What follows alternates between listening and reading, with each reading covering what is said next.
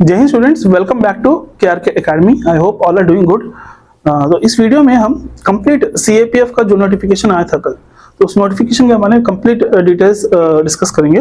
पहले कितने वैकेंसीज आए हैं उसके बारे में, कौन सी फोर्स में कितने वैकेंसीज है, और next age criteria and eligibilities. इस एग्जाम को देने के लिए 2026 में कब है एग्जाम आपको? 19 जुलाई, राइट। तो इस एग्जाम को 2026 एग्जाम को देने के लिए कौन एलिजिबल है, एज क्राइटेरिया क्या है, एलिजिबिलिटी क्या है, राइट। नेक्स्ट सिलेक्शन प्रोसीजर क्या है, इस एग्जाम की सिलेक्शन प्रोसीजर क्या है, नेक्स्ट एग्जाम पैटर्न क्या है, फिजिकल स्टैंडर्ड्स, तो फिजिकल कुछ इवेंट्स होते हैं, क्या क्या इवेंट्स होते हैं, ठीक है, उनके स्टैंडर्ड्स क्या है, एंड मेडिकल टेस्ट भी होता है आपको, ठीक है। तो कंप्लीट आपको मेडिकल टेस्ट किया जाता है, कंप्लीट बॉडी फुल चेकअप होती है, तो वो क्या क्या स्टैंडर्ड्स क्राइटेरिया जो आपको मैच करनी है, तो वो भी मैं आपको बताऊंगा, ठीक है। तो एग्जाम से पहले आपको ये चीजें जानना बहुत जरूरी है, क्योंकि अगर ऐसा कुछ लगता है आपको, ठीक है, डाउटफुल लगता है, जो भी मैं मेडिकल क्राइटेरिया या फिर स्टैंडर्ड जो भी है, या फिर फिजिकल स्टैंडर्ड जो भी मैं आपको बताऊंगा, तो वो आप अभी से प्रिपेयर करके रहोगे। मैंने कोई भी मैंने उसके ऊपर अगर कुछ प्रिकॉशंस लेना है या फिर कुछ करना है आपको, ठीक है, तो ये सारी चीजें अभी से आप कर सकते हो, सो तैयार रह सकते हो, ठीक है। That's why, okay. So first of all, we will see the notification. That is total 349 notification आया है। So सबसे ज्यादा जो है BSF में आए हैं 108 108, CRPF में नेक्स्ट 106 आया है, नेक्स्ट CSF में 70 और SSB में 53 और ITBP में 12 टोटल कुल मिला के 349। It's a big number, good number, right. तो टोटल वैकेंसीज में से 10% जो है वो एक्स सर्विस मैन उन लोग के लिए एलोकेट किया जाए। सो इस एग्जाम को देने के लिए कौन एलिजिबल है, एलिजिबिलिटी क्या है, एक बार देखते हैं हम, ठीक है। That is, so first of all इस एग्जाम को देने के लिए मिनिमम आपकी एज जो है 20 ईयर्स होनी चाहिए। 20 ईयर्स एज, जो मिनिमम एज जो है 20 ईयर्स, ठीक है। एंड ग्रेजुएट होना है बंदा, ठीक है, graduate minimum BA BSc BCom कोई भी हो, BTech हो, MTech हो, कुछ भी हो, तो मिनिमम ग्रेजुएट होना चाहिए बंदा। एंड इस एग्जाम को दोनों मेल एंड फीमेल दोनों दे सकते हैं। मिनिमम एज 20 इयर्स होनी चाहिए एंड ग्रेजुएट होना चाहिए। And if you are pursuing graduation final year, मैंने फाइनल ईयर आखिरी सेमेस्टर में हो आप, so then also you are eligible for this exam, but your age should be 20 years. So these 20 years that should be running, okay. So this is the main thing. And next thing is height, ठीक है।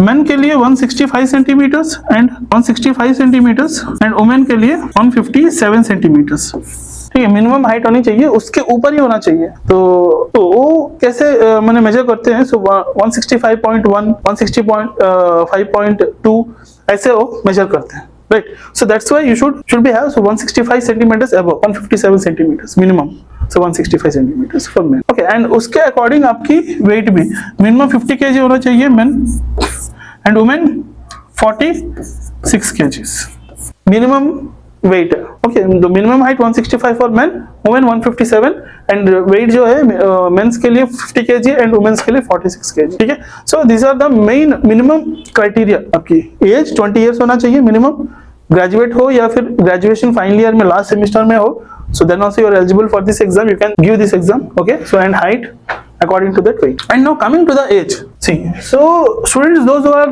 belong to the general category or EWS, general category से जो belong करते हैं और economically weaker section जो बोलते हैं ना, तो वो कैटेगरी से जो बिलोंग करते हैं उनके जो मैक्सिमम एज लिमिट है वो है 25 ईयर्स। मिनिमम कितना बोला? सो 20 ईयर्स। सो कोई भी कैटेगरी हो मिनिमम 20 ईयर्स होनी चाहिए बंदा को, ओके।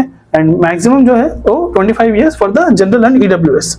एंड उनके जो डेट ऑफ बर्थ है, तो ये डेट ऑफ बर्थ से लेके इस डेट ऑफ बर्थ के बीच में होनी चाहिए। दैट इज 2 अगस्त 2001 से लेके 1 अगस्त 2006 के बीच में अगर आपकी डेट ऑफ बर्थ है, so you are eligible for this exam if you belongs to the general category. Next OBC का मैक्सिमम एज लिमिट जो है 28 इयर्स, माने 3 इयर्स की एज रिलैक्सेशन दिया जाता है उनको। सो 25 + 3 टोटल 28 इयर्स। एंड उनकी डेट ऑफ बर्थ जो है 2 अगस्त 1998 से लेके 1 अगस्त 2006 के बीच में होना चाहिए, ठीक है। नेक्स्ट SC/ST जो है 30 इयर्स तक वो एलिजिबल है, मैक्सिमम 5 इयर्स की एज रिलैक्सेशन मिलती है, 25 + 5। उनकी जो डेट ऑफ बर्थ है 2 अगस्त 1996 से लेके 1 अगस्त 2006 के बीच में होनी चाहिए। तो अगर आपकी date of birth in date of birth के बीच में है, तो then only you are eligible for this exam, ठीक है। And ex serviceman and central civilian employees जो है वो +5 ईयर्स की एज रिलैक्सेशन मिलता है। माने सेंट्रल सिविलियन एम्प्लॉयज कौन आएंगे? जो ऑलरेडी फोर्स में है, माने चाहे वो कांस्टेबल लेवल में हो, SSC GD, SSC CPO, inspector, sub inspector, ASI, SI, कोई भी हो, उनको +5 ईयर्स का एज रिलैक्सेशन मिलता है।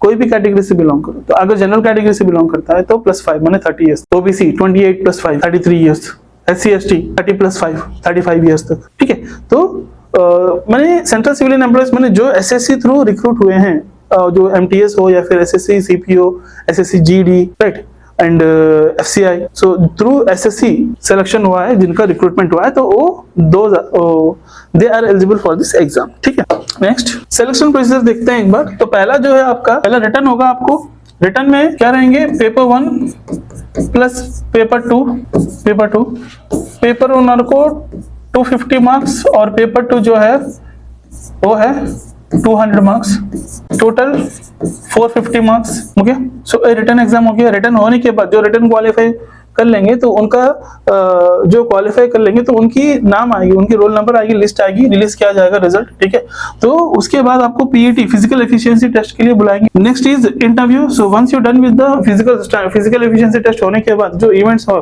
तो वो क्वालिफाइंग इन नेचर ओनली, इसमें कोई मार्क्स नहीं दिया जाएगा आपको। ठीक है, तो क्वालिफाई करना है, जो भी इवेंट्स है उनको क्वालिफाई करने के बाद ही आप इंटरव्यू के लिए बुलाएंगे आपको। So interview marks will be that 150 marks. ठीक है, तो इंटरव्यू में आपके पर्सनालिटी टेस्ट किया जाएगा, तो आपके माइंड सेट, आपकी प्रेजेंस ऑफ माइंड, ठीक है, तो आपकी बॉडी लैंग्वेज, ठीक है, तो और आपकी जो बोलने की जो तरीका है, तो अगर आप अंडर प्रेशर में काम कर सकते हो कि नहीं, दीज ऑल थिंग्स मैंने कंप्लीट आपकी पर्सनालिटी को टेस्ट किया जाएगा। ठीक है, so you are going to become an officer, so officer level qualities है कि नहीं, तो वो चीजें चेक होंगे आपको। Next medical test. तो इंटरव्यू होने के बाद आपको मेडिकल टेस्ट के लिए बुलाएंगे और मेडिकल में जो क्राइटेरिया है तो वो सारी चीजें आपको मैंने क्रॉस करनी है। सो जो भी क्राइटेरिया है, मेडिकल क्राइटेरिया, वो सारी चीजें आपको पास करना है। ठीक है, वो मैं आपको बताऊंगा मेडिकल क्राइटेरिया क्या है, और फिजिकल इवेंट जो भी है वो भी हम डिस्कस करेंगे। सो इसमें से देखिए 450 + 150 कितना हो गया?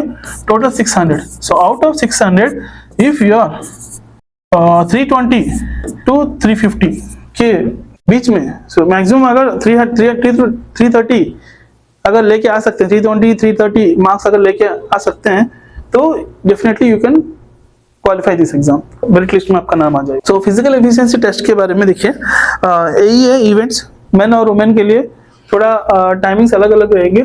सो 100 metres race, 800 metres race, long jump and short put, 4 events ही है। देखिए मेन के लिए 100 मीटर्स जो है 16 सेकंड्स के अंदर उनको फिनिश करना है, और वुमेन्स के लिए 18 सेकंड्स। 800 मीटर्स रेस भी है 3.45 सेकंड्स, 3 मिनट्स 45 सेकंड्स के अंदर उनको कंप्लीट करना है, और वुमेन के लिए 4 minutes 45 seconds.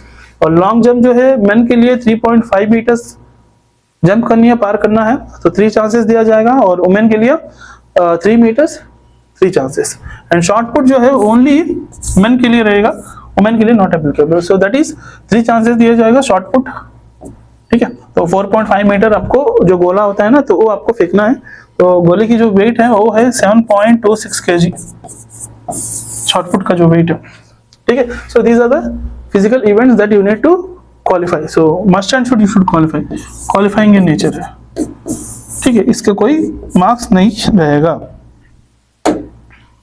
Next coming to the medical criteria. So medical में आपको मेनली आपको आईसाइट चेक किया जाएगा, प्लस और -4 तक आप एलिजिबल हो आईसाइट। अगर उससे ज्यादा है तो आप सर्जरी माने लसिक करवा सकते हो, लसिक सर्जरी करवा सकते हो। दैट ऑल्सो आपकी जो मेडिकल टेस्ट होगा ना, तो उससे 6 महीने से पहले कोई सर्जरीज नहीं होनी चाहिए बॉडी में। तो अभी से अगर आप 4 से अगर ज्यादा है, प्लस और -4 से अगर ज्यादा है, तो आप सर्जरी करवा लीजिए। तो मेडिकल टेस्ट से पहले 6 महीने से पहले कोई भी सर्जरी बॉडी में नहीं होनी चाहिए। अगर ऐसा होता है तो उनको पता चल जाएगा, so then you will be rejected। ठीक है, there should be no color blindness नहीं होना चाहिए। कुछ बच्चों को क्या ना माने रेड ग्रीन जैसे दिखता है, ग्रीन ब्लू जैसे दिखता है, तो that should be not there, तो कलर ब्लाइंडनेस नहीं होना चाहिए। नेक्स्ट फ्लैट फुट नहीं होना चाहिए, नॉकनेस नहीं होना चाहिए, एल्बो एंगल्स नहीं होना चाहिए। ठीक है, 15 डिग्री तक अलाउ करते हैं मेन के लिए। और वुमेन के लिए 20 डिग्रीज तक अलाउ करते हैं, ठीक है। फ्लैट फुट हो या फिर नॉक नी हो, एल्बो एंगल जो भी है, ठीक है, तो वो 15 डिग्री एंगल तक अलाउ करते हैं। अगर उससे ज्यादा है so then you will be rejected, ठीक है। For men 15 degrees, for women 20 degrees तक अलाउ करते हैं। नेक्स्ट फुल बॉडी चेकअप होगा आपको complete A to Z। So आपकी ब्लड टेस्ट, CBC सारी चीजें होंगी, हार्ट, ECG, ठीक है। सो शुगर, थायराइड, ये सारी चीजें चेक किया जाएगा, सब कुछ नॉर्मल होनी चाहिए, ठीक है। और कंप्लीट टीथ, आपकी ईयर, नोज में DNS की प्रॉब्लम नहीं होना चाहिए, DNS, ठीक है। मैंने DNS मैंने एक्स्ट्रा बोन आपको थोड़ा बेंड रहेगा या फिर एक्स्ट्रा बोन निकल मैंने नोज के अंदर, ठीक है, तो वो आपको सर्जरी करवा सकते हो अभी से, ठीक है। DNS का कोई बड़ा मैंने इश्यू नहीं है, तो अगर उस टाइम पे अगर DNS का प्रॉब्लम है so then you will be rejected, ठीक है। And next sweaty hands and palms, ठीक, कुछ बच्चों को क्या है ना, पसीना निकलता है यहाँ से, हाथ से या फिर पैर से, तो वो नहीं होनी चाहिए। तो आप एक डॉक्टर से आप कंसल्ट कीजिए, तो उस टाइम पे तो मेडिकल से एक हफ्ता पहले आपको ऐसा कुछ मैंने उसको क्रीम रहेगा कुछ मैंने प्रिकॉशंस है, सो मेडिकेशंस है, तो वो आप ले सकते हो, ठीक है। So then you will be your palms and hands will be dry at that time, ठीक, कोई इश्यू नहीं है उसका। मगर उस टाइम पे अगर वो प्रिकॉशंस अगर आप नहीं लेते हो, ठीक है, तो अगर नोटिस में आ जाता है स्वेटी हैंड्स पाम्स है, so there are chances for the rejection, ठीक है। तो वो आप थोड़ा ध्यान में रखिए। So these are the main important things for the medical criteria. So full body checkup आपको सारी चीजें होगी, आपको top to bottom complete checkup होगा, बॉडी चेकअप होगा आपका, ठीक है। तो हर्निया का कुछ लोग की हर्निया का प्रॉब्लम या फिर स्किन डिसीजेस वगैरह है, तो स्किन डिसीजेस वगैरह या फिर हर्निया का प्रॉब्लम है, तो you will be rejected. So skin की प्रॉब्लम कुछ नहीं होनी चाहिए, स्किन एकदम कंप्लीट साफ रहना चाहिए, ठीक है। तो ऐसा कुछ है, इश्यूज हैं, सो अभी से आप प्रिकॉशंस, उसके ऊपर प्रिकॉशंस लेना शुरू करो, मेडिकेशंस लेना शुरू करो। So at that time, so medical test के टाइम पे सब कुछ ठीक रहना चाहिए। So these are the important things so which we should know about before giving this CRPF examination, ठीक है। तो दूसरा वीडियो में फिर से मिलते हैं दोस्तों, ठीक है। धन्यवाद, जय हिंद।